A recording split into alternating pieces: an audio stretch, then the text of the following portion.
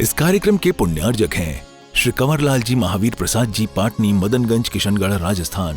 श्री भगवन प्रस्थान काल में बजे नगाड़े होता ना, मानो चित यह कहता है वह व्याप्त दिशा में है संवाद। विहार करते यहाँ शांति जन, मानो यह घोषित करते, बिना विघ्न के आगे हर पल शांति रहेगी हित करते, शांति रहेगी हित करते। ओम नमः सिद्धेभ्यः। ओम नमः सिद्धेभ्यः। ओम नमः सिद्धेभ्यः। ओम नमः सिद्धेभ्यः। ओम नमः सिद्धेभ्यः। श्री शांतिनाथ पद पंकज चंचरीका, देवानराः समभवन गणना व्यपेताः। एकोऽस्मि तेषु मतिशक्तिविहीनतोऽपि, भक्त्या प्रकर्षमुपयामि च तत्प्रभावा। देवादिदेव 1008 श्री शांतिनाथ भगवान की, परम पूज्य आचार्य गुरुवर श्री विद्यासागर जी महाराज की। बोले अरहम योग प्रणीता परम उपकारी गुरुदेव मुनि श्री प्रणम्य सागर जी महामुनि राज की, मुनि श्री चंद्र सागर जी महामुनि राज की। काव्य नंबर 48 से थोड़ा सा पाठ करते हुए आपकी भूमिका फिर से उसी भाव में आए जिस भाव में पहले थी। तभी किया सौ धर्म देव ने, फिर प्रभु का दीक्षा अभिषेक, मानो पाप शत्रु के नाशन, जिन दीक्षा ही साधन एक।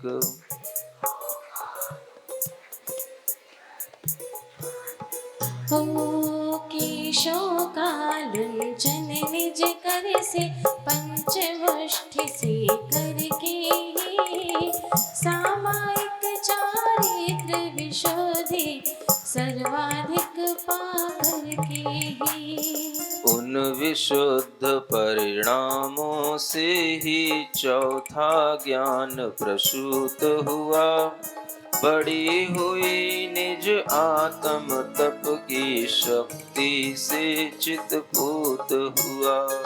फिर अनेक विधि रीति वैभव से भूषित वह जीव महा, मानो मोती वधु को वरने, वर उत्तम तैयार रहा।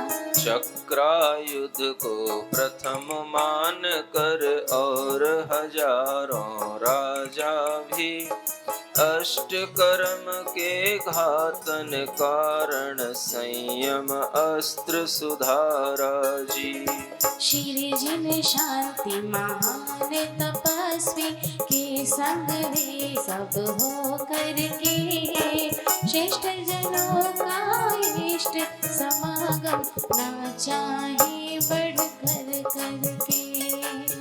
तो उपवास ग्रहण से जिनने, जन्म समय की तिथि में ही, भरणी शुभ नक्षत्र उदित था, तब अपराह्न समय में ही।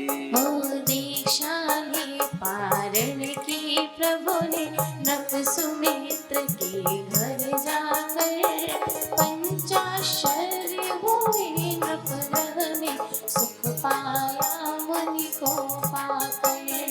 पौष मास के शुक्ल पक्ष की दशमी तिथि की थी वह शाम, पूर्व दिशा मुख करके बैठे, पल्यंकासन योग विराम। जब छद्मस्थ काल के बीते, 16 वर्ष शुभाशय से, तब पाए कैवल्य प्रभु जी, ध्यान शुद्ध शुद्धाशय से।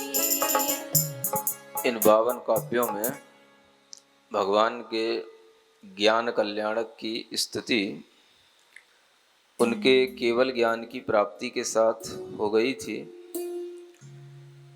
छद्मस्त काल के 16 वर्ष बिताने के बाद उन्हें केवल ज्ञान की प्राप्ति हुई थी और उसी केवल ज्ञान की प्राप्ति के फलस्वरूप जो समवसरण की रचना हुई उसमें श्री जिनेंद्र भगवान विराजमान हुए।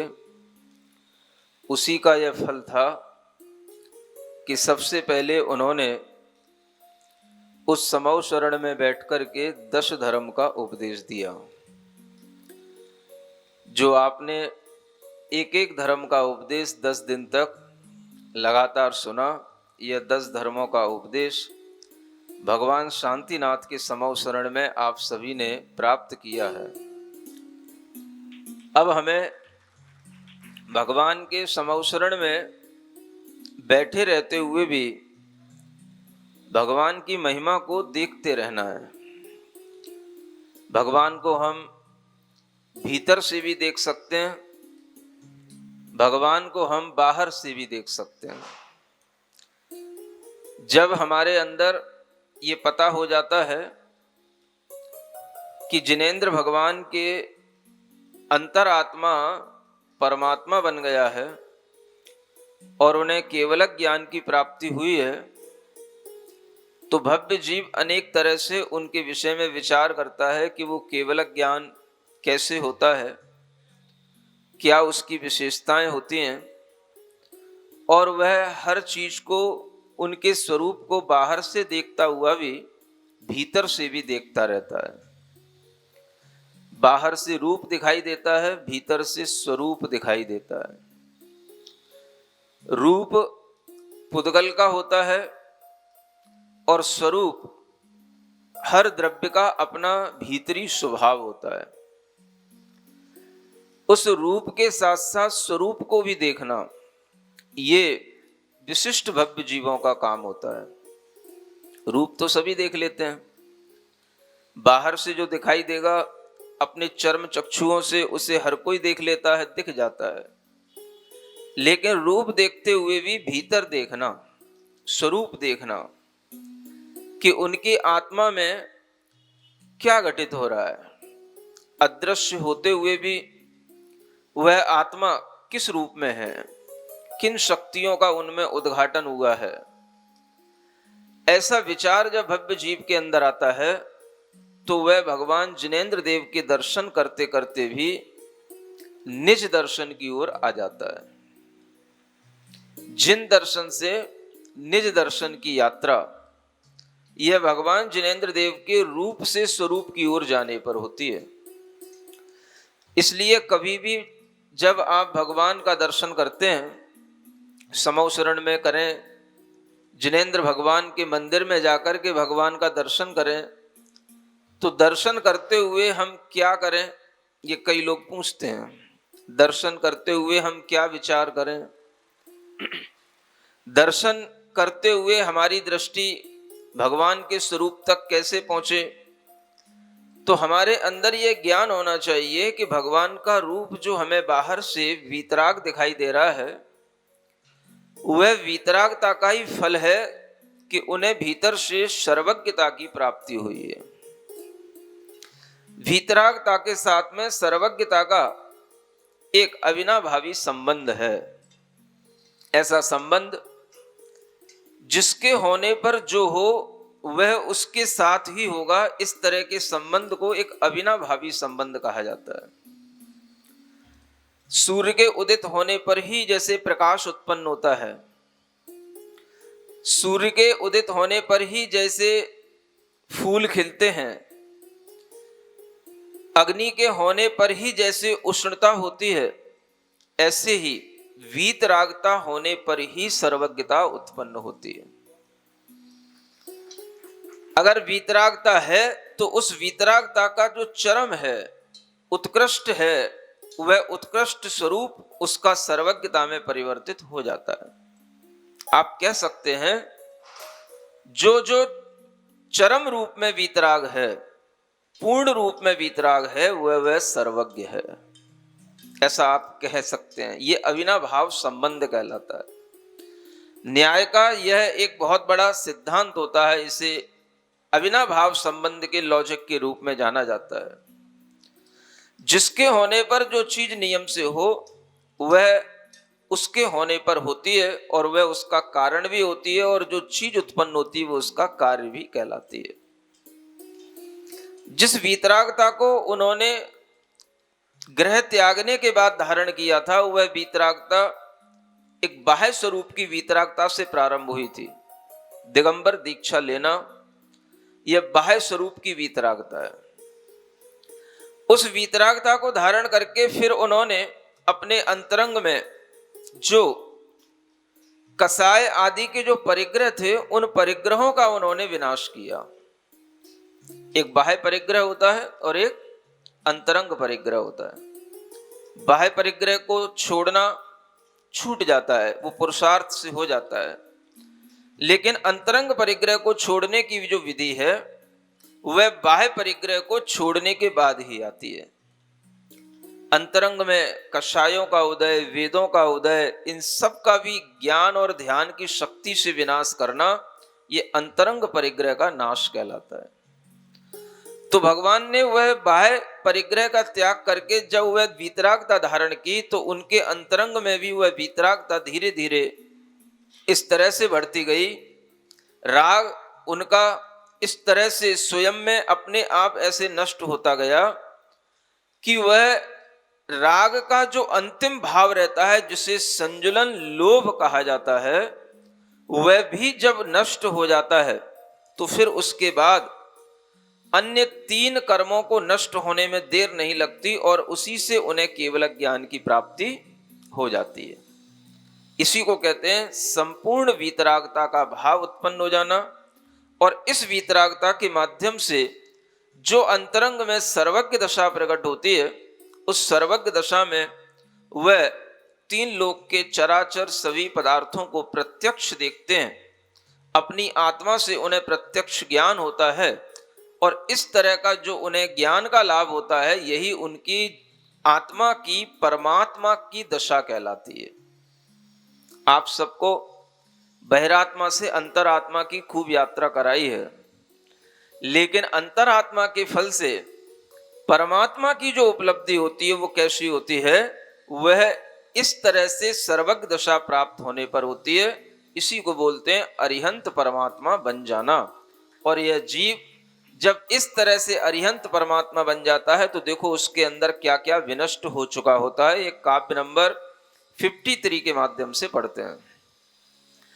ज्ञानस्य वारक विधेर्हननादनन्तम्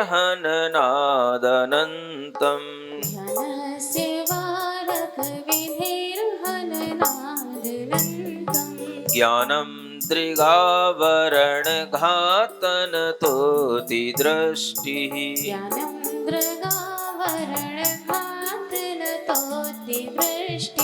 संपूर्ण मोह विधिहानि वशाद संगः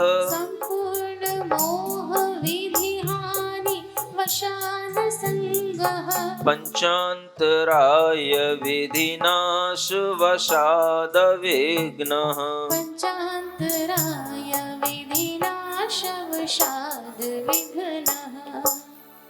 ज्ञान विनाशी कर्मों का जब नाश किया तब ज्ञान हुआ। दर्शन आवरणीय घात से दर्शन साथ अनंत हुआ। सकल मोह विधि नाशन से तो अंतर्बाह्य संग हुए। अंतराय विधि पंच नाश से विघ्न रहित निर्भंग हुए। जो भावना भाई जाती है अनंता अनंत धी शक्ति है, स्व संवेद्यो हम अचल स्थिति।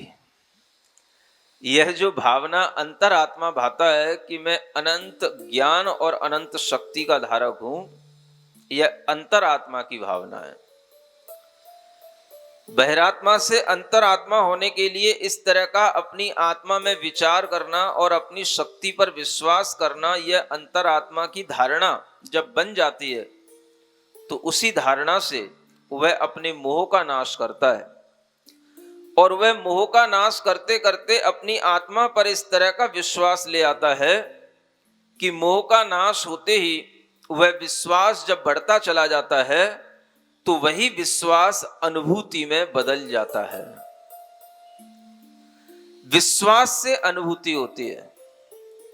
हमने विश्वास किया अंतरात्मा बनकर के कि मैं अनंत ज्ञान शक्ति वाला हूं। अब यहां पर जब ज्ञानावरण कर्मों का नाश हुआ तब वह अनंत ज्ञान प्रकट हुआ, और जब वह अनंत ज्ञान प्रकट हो गया माने वह ज्ञान जो हमारे अंदर विश्वास के रूप में आया था वो अनुभूति में बदल गया। विश्वास को अनुभूति थोड़ी देर से मिलती है, लेकिन विश्वास हो जाना भी अपने आप में बहुत बड़ी चीज होती है। सुन रहे हो ज्ञानी आत्मा? विश्वास को अनुभूति थोड़ी देर से मिलती है, लेकिन विश्वास हो जाना भी अपने आप में बड़ी चीज होती है। आपको पहले विश्वास करना होता है। जैसे दूध है तो दूध में से घी निकलता है, तो आपको पहले विश्वास करना होता है कि नहीं, घी निकलेगा तो दूध से ही निकलेगा। दूध में घी है, पानी में घी नहीं है, हवा में घी और किसी सब्जी में तरकारी में घी है तो कहां है? दूध में है। ये विश्वास अगर आपके अंदर आ जाता है तो यही विश्वास से फिर आप उसमें जो प्रक्रिया अपनाते हैं, उस दूध को तपाते हैं, तरह तरह से उसको जमाते हैं, बिलोते हैं, फिर उसके बाद में उसका मक्खन आदि निकाल करके जब उसको फिर से तपाते हैं तो उसके बाद में जो घी बनता है वो घी उसका एक लास्ट प्रोडक्ट होता है। दूध से घी बनने तक अनेक प्रोडक्ट बीच में और बन जाते हैं। दही भी बन जाएगा, छाछ भी बन जाएगी, मक्खन भी बन जाएगा, लेकिन लास्ट में जाकर के क्या बनेगा? घी। तब तक आपको विश्वास करना होता है कि नहीं, दूध में से घी निकलेगा, दूध में से घी निकलेगा, दूध में ही घी है। और जब तक घी नहीं आता तब तक आप उसकी भावना करते रहते हो, दूध में घी, दूध में घी, दूध में घी। इसी तरह की भावनाएं स्वात्म साधना शिविर में अंतरात्माओं को कराई गई। मैं अनंत अनंत धी शक्ति वाला, मैं अनंत अनंत धी शक्ति वाला, मैं अनंत अनंत धी शक्ति वाला। धी माने ज्ञान शक्ति वाला। ये भावनाएं तब तक करनी होती हैं जब तक कि हमें वह प्रकट ना हो जाए जिसके लिए हम भावना कर रहे हैं। तो यह प्रकट होने का नाम ही होता है अनुभूति हो जाना। प्रकट हो गया तो क्या हो गया? अनुभूति हो गई, अनुभव में आ गया। विश्वास को अनुभूति मिल गई। विश्वास पहले करना पड़ता है और वो विश्वास श्वास श्वास में आता है, तब होता है काम। इसलिए हर श्वास श्वास पर मैं अनंत अनंत धी शक्ति वाला हूं, मैं अनंत अनंत धी शक्ति वाला हूं। हर श्वास श्वास पर ओम अरहम, क्योंकि इन सब में वही छिपा हुआ है। अनंत अनंत ज्ञान और शक्ति वाले आत्माएं सब छिपे हुए हैं। इसलिए हर श्वास श्वास पर उसे ये ध्यान रहता है, मैं अनंत अनंत ज्ञान शक्ति के पिंड को स्वयं में भी धारण किए हुए हूं, और जिनका मैं स्मरण कर रहा हूं वो उन शक्ति को प्रकट कर चुके हैं। उनको उनके विश्वास से उन्हें अनुभूति प्राप्त हो गई है, लेकिन मुझे अभी विश्वास करना है, उसकी धारणा बनाना है।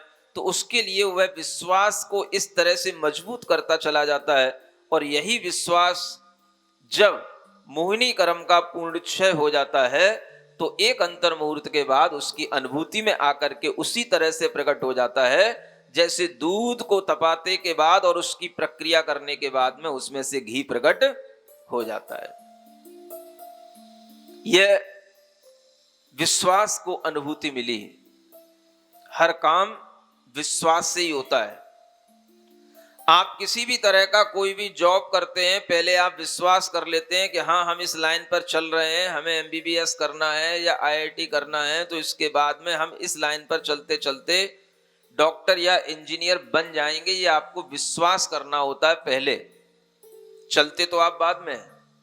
और फिर उस विश्वास के बाद में आप 5 साल 7 साल लगाते हैं और तब जाकर के आप एक इंजीनियर या डॉक्टर बनकर के सामने आ पाते हैं। तब विश्वास को अनुभूति मिलती है, जब आपके लिए वह मेडल दिया जाता है, हाँ अब आप डॉक्टर बन गए हैं, जब आपको सर्टिफिकेट मिल जाता है, हाँ अब आप इंजीनियर बन गए हैं।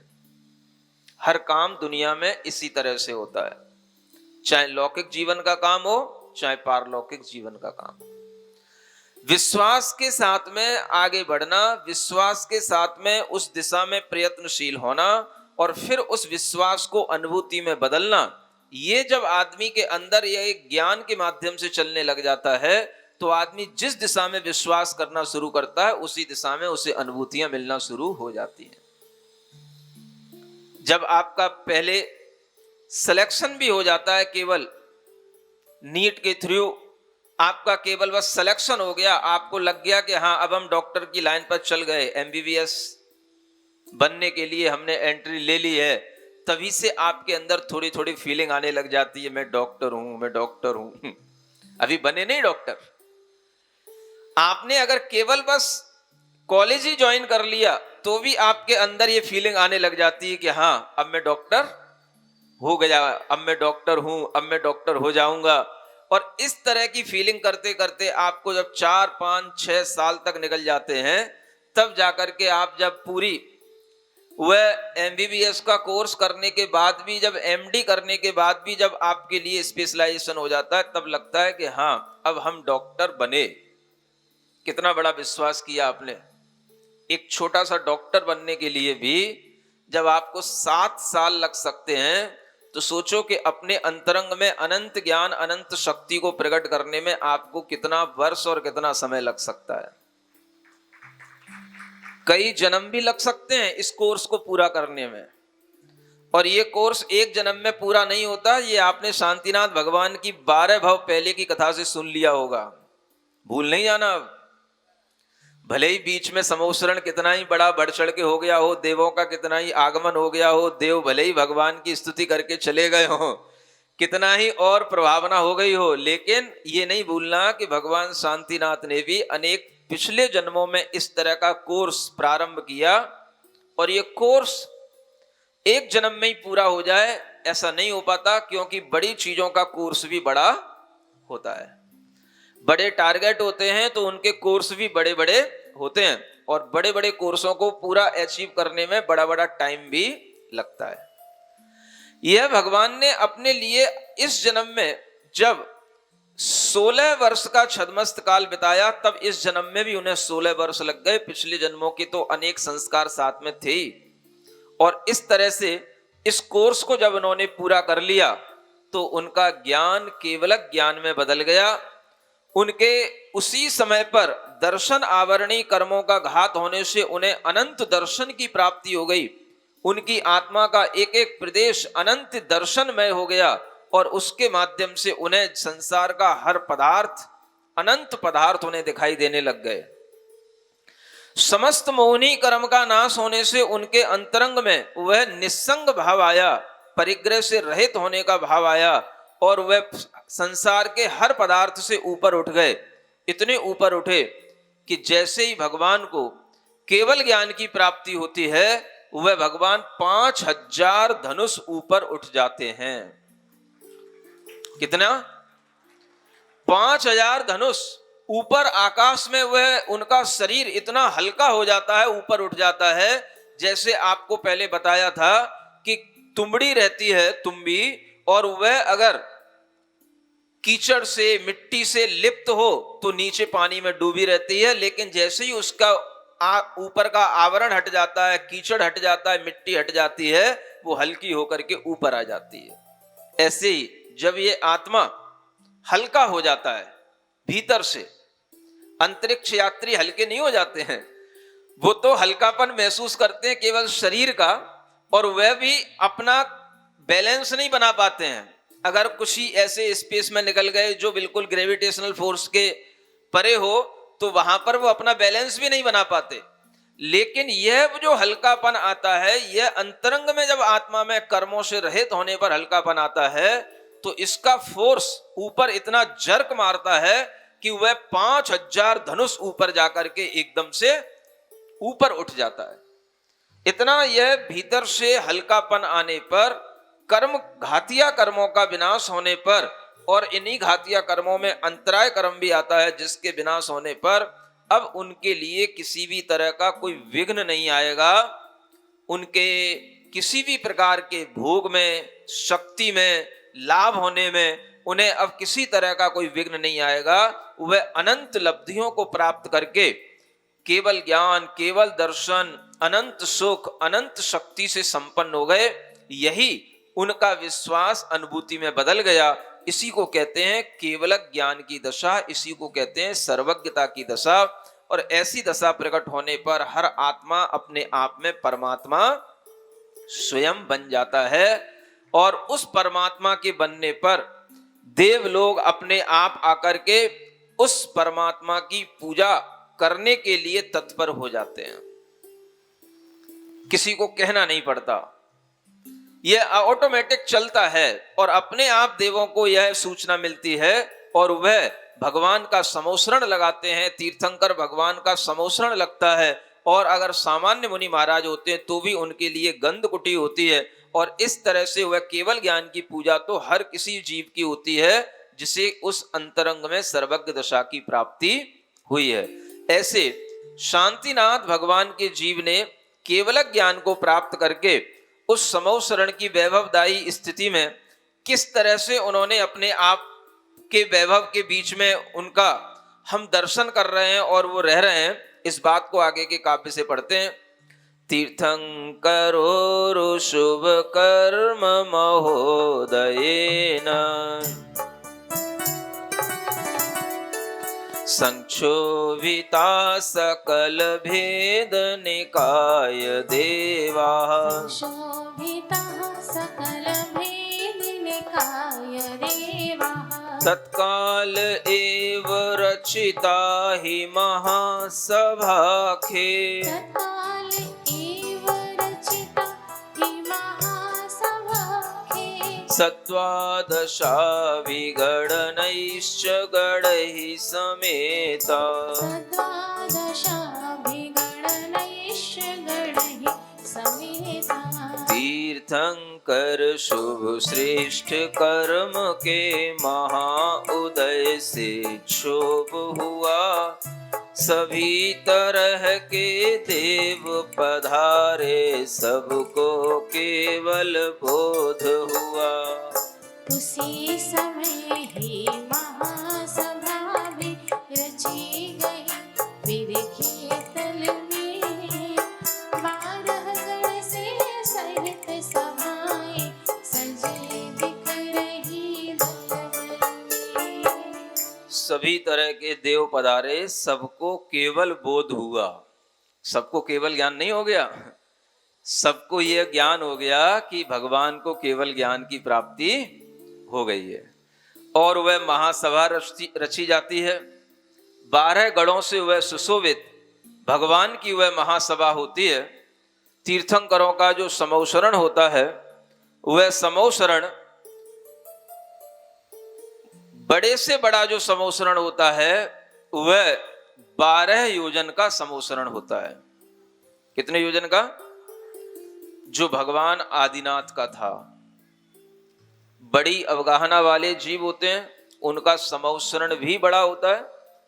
जैसे जैसे अवगाहना कम होती जाती है, उनके समोसरण की भी विस्तार थोड़ा थोड़ा कम होता जाता है।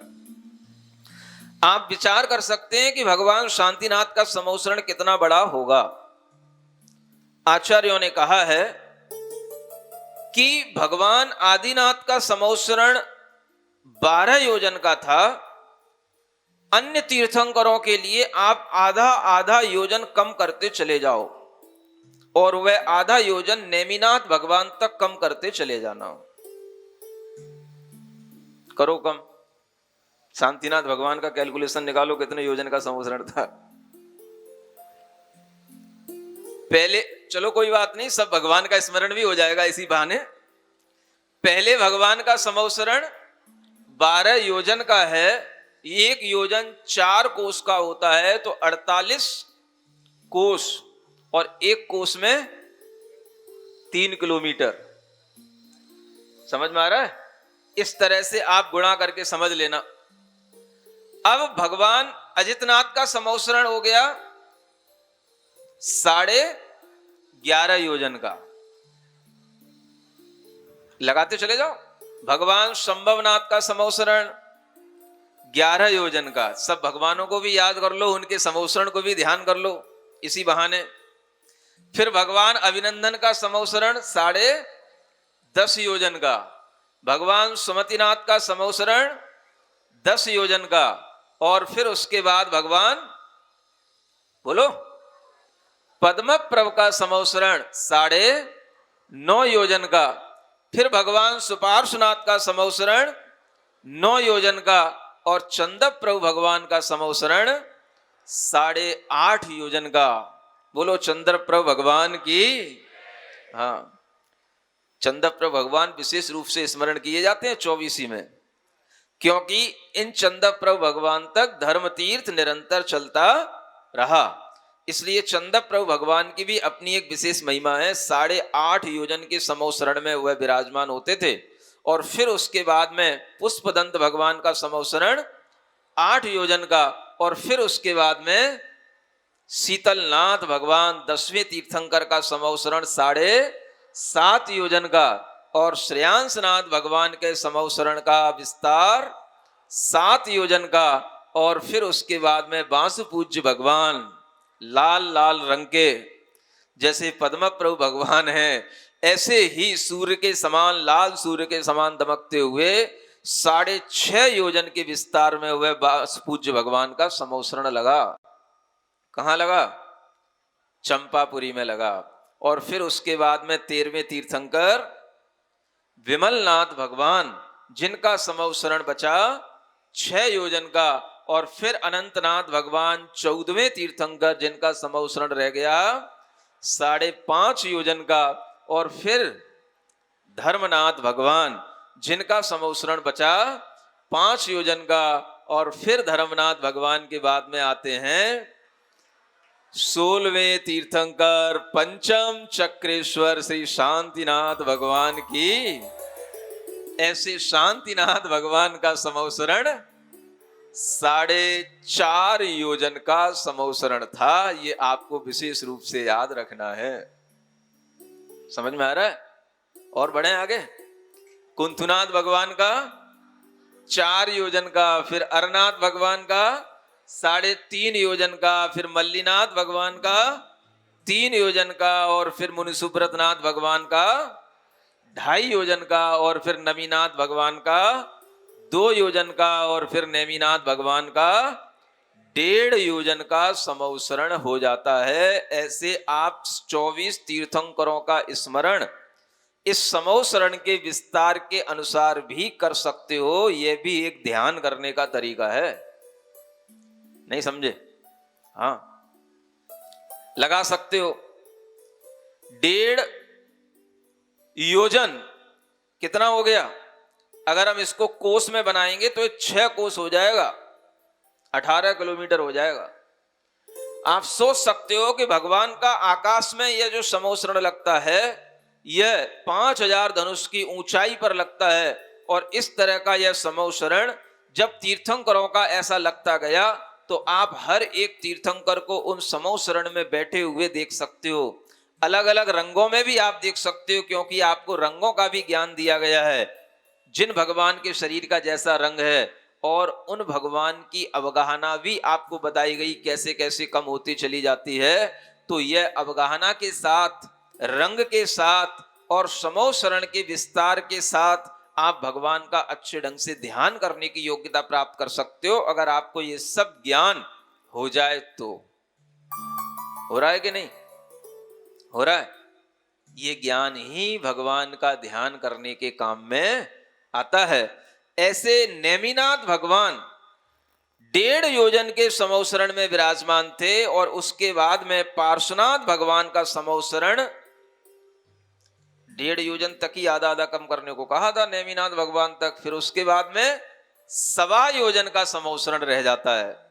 किनका? पार्श्वनाथ भगवान का और महावीर भगवान का 1 योजन का समौसरण रह जाता है। ऐसे आदिनाथ भगवान से लेकर के महावीर भगवान तक 2400 तीर्थंकर भगवान की जय। जय बोलने में क्या जाता है आप लोगों का? कुछ नहीं जाता ना। हाँ, लेकिन जय बोलने से भी हम अपने पाप कर्म पर विजय प्राप्त कर लेते हैं। इसलिए अनेक अनेक निमित्तों से हमें तीर्थंकर भगवान की जय अवश्य बोलते रहना चाहिए। सिरिजिणवाणी जग कल्याणी जग जन मदतम मोहरी जनमण हारी गढ़हर हारी जम जरा भव रोग हरि तिथ्य राणम दिव्य झुणिम जो पड़ई सुणई मय्ये धारई राणम सौख मणंतम धर्य सासद मोक्ष पदम पावई सासद मोक्ष पदम पावई। इस कार्यक्रम के पुण्यार्जक थे श्री कंवरलाल जी महावीर प्रसाद जी, पाटनी, मदनगंज, किशनगढ़, राजस्थान।